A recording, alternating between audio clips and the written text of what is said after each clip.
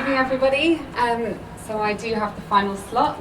I'm a technology lawyer from Ashfords, so I'm going to try and share, hopefully, some interesting insights of where we see blockchain.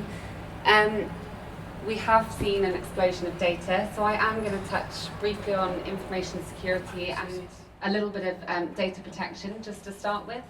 And then I'm going to finish just by talking a little bit about smart contracts, which certainly in our industry is going to be very disruptive in a very positive way.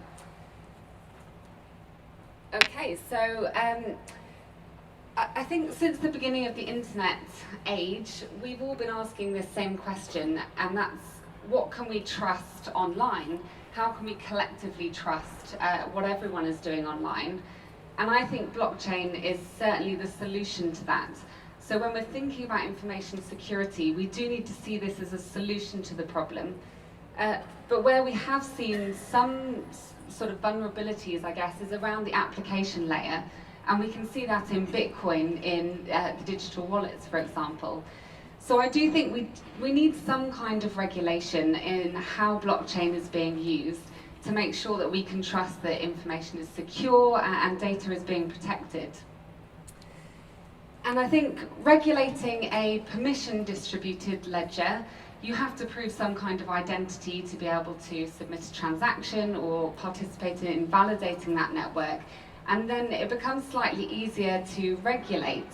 But with an unpermissioned distributed ledger, we don't have that central legal entity taking control of what's happening on blockchain, and it becomes a lot harder. So we've seen with Bitcoin, which is an unpermissioned distributed ledger, they're actually trying to regulate people who are engaging, so the wallet providers and the exchanges. So we've seen a slightly innovative approach in how they're trying to impose that regulation. I think what we do need to remember, it's important to try and invest in the technology itself, and that's really what blockchain is about. This is the security, it's underpinning it, and that is what's creating that security.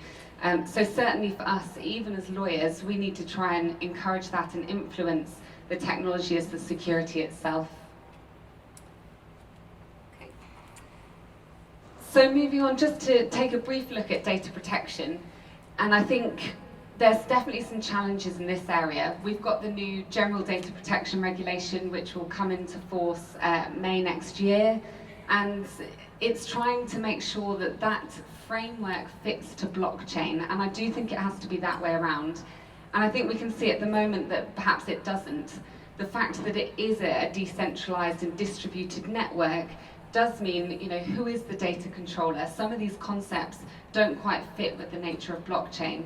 And I think we perhaps need to make sure that the regulation and the legal framework is keeping up with that. And that is going to be a challenge. Again, one of the sort of key benefits underpinning blockchain is the fact that it is public and it is transparent.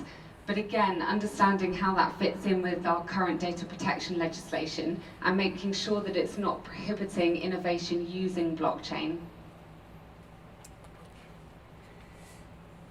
And then lastly, I just want to touch on smart contracts. And like I said before, this is a really exciting area, certainly for us as lawyers. I do think it's probably more suitable to certain types of contracts. You do have to have obligations which can be defined at the outset and understand what the consequence of a breach of that obligation is. So if we take the example of a mobile phone provider, if I failed to pay my monthly payment, they might cut off all incoming and outgoing calls. But I do still think even with smart contracts, we have to understand, what happens if something does go wrong, and making sure that we do have a smart adjudication process to go alongside smart contracts. And it's certainly going to be interesting, to understand which jurisdiction is going to actually come into play when something does go wrong. So I think smart contracts for us is going to be really, really exciting, but trying to understand in what industries it's best suited to, how it can be used, the scope of its use, and making sure that there are ways to interpret smart contracts in the same way that we do with normal legal contracts. So, yeah, thank you very much. Cool. very much, Susie.